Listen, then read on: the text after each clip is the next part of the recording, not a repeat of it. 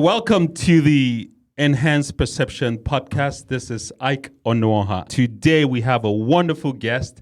Dr. Vincent is a world-renowned dentist. He's an amazing guy. He has credentials up to the sky, so he will do us justice by introducing himself exactly how you want our audience to know you. Go ahead. Thank you for having me here, Ike.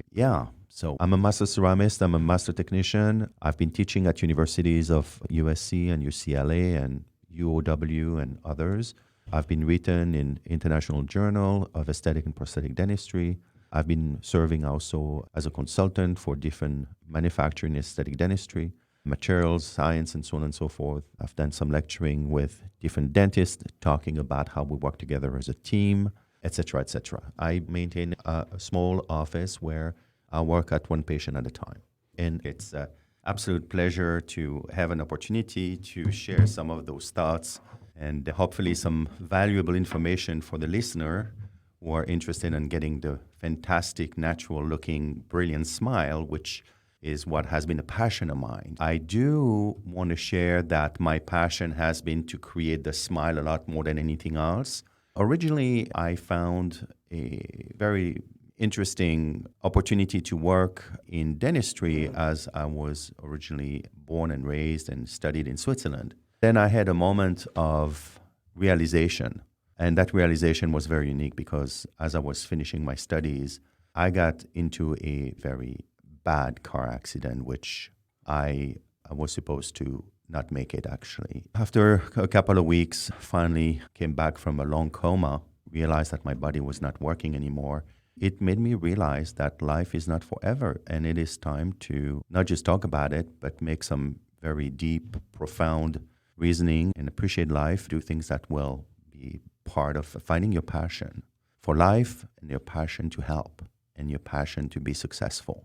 It became my new agenda, my new culture, and I decided to move and go to more opportunities in other countries where the smile and the facial features were very much in demand than a conservative country like Switzerland.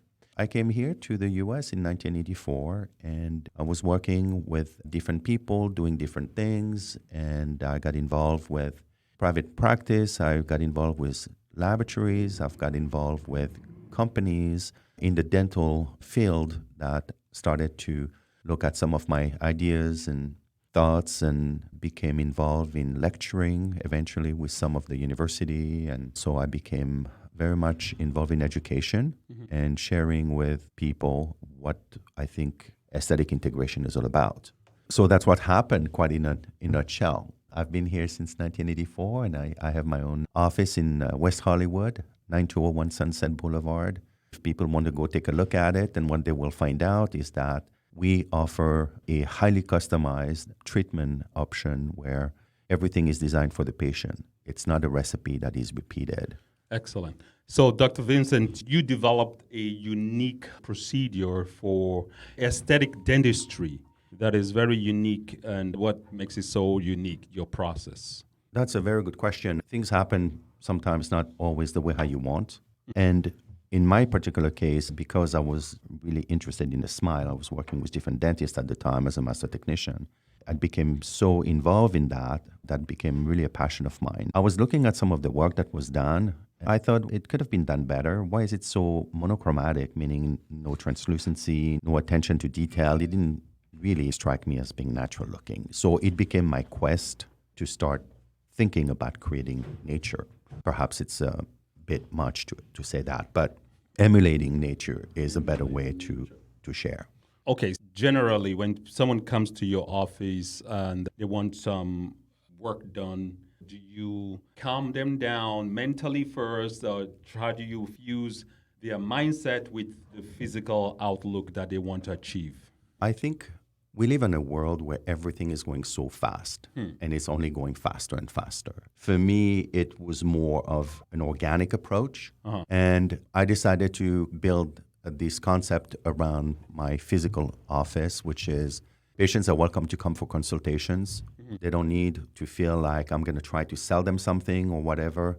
They can come and spend 15 minutes, or they can also organize a full consultation, which can take an hour or two. Is this free consultation or how does that work? Consultations are usually free up to 10, 15 minutes. I Okay. can do also on video calls, but there's not much that can be achieved. It's more of a sense of finding out what the patient's concerns are.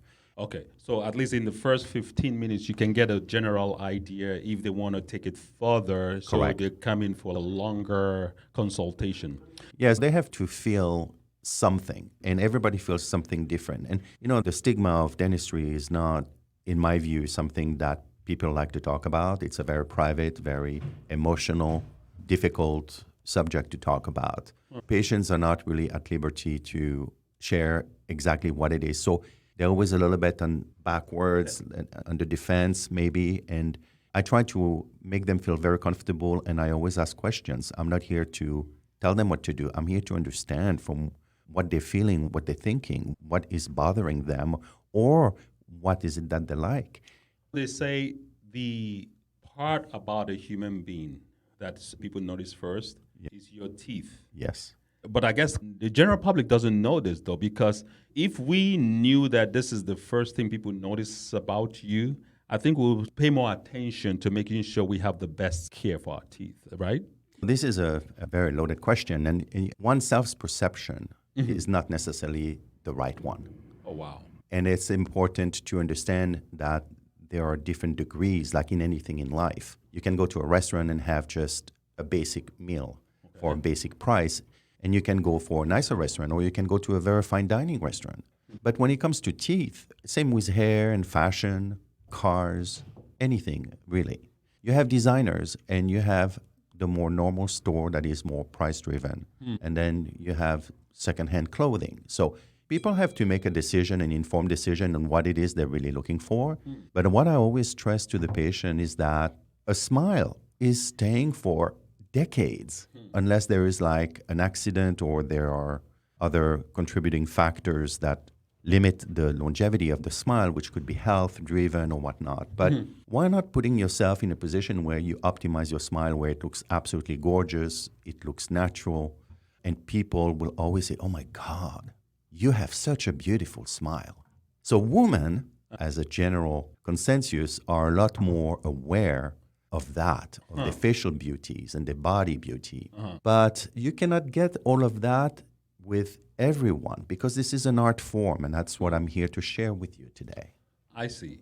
Basically, are you saying that women are more conscious of their teeth more than men? Women You said that? definitely are, yes. I had a patient who came with his wife a long time ago, and he had a brown tooth right on the middle of his face, which was a central, and it was brown. And this man was smiling away, and he was an attorney, and his wife did this amazing case together. And she's at the end of the reveal, when she came to take the final photos, she came with him, and which is something I always recommend, to bring your husband or your wife or your boyfriend or your family member, somebody that you care for a second opinion. Don't come alone. It's about feeling. It's about emotional intelligence, something we don't talk about in dentistry, as we should. And we should slow down. As I mentioned earlier, everything is going faster and faster. It's not how quick we can turn a smile. It's how beautiful and how we can optimize it. And this is a completely different philosophy. So the lady asked her husband, she says, what about your tooth on the front? And he looked at her and he says, nobody cares. They all know me with that brown tooth, and I don't want to spend money. Yes, I think, generally speaking, I think women are a lot more keen and aware to maintain their beauty than men. Men are more logical. Not all, of course, as a general thoughts. I would say that's the consensus. But again, we live in a society where I think everything is about beauty. It's about workout. It's about eating correctly. It's about having a healthy lifestyle for those people who are looking into that. And there are people who are doing the exact opposite, which is fine. I think a smile also creates the opportunity to exemplify who you really truly are. And this is what we do. We don't just make a smile quickly and put it in within 2 weeks. It's a hit and miss, and there's more miss than hit. It's a lot more complex to do it correctly. Integration is the key here. I hear everything you're saying, and that is very true. That is very insightful.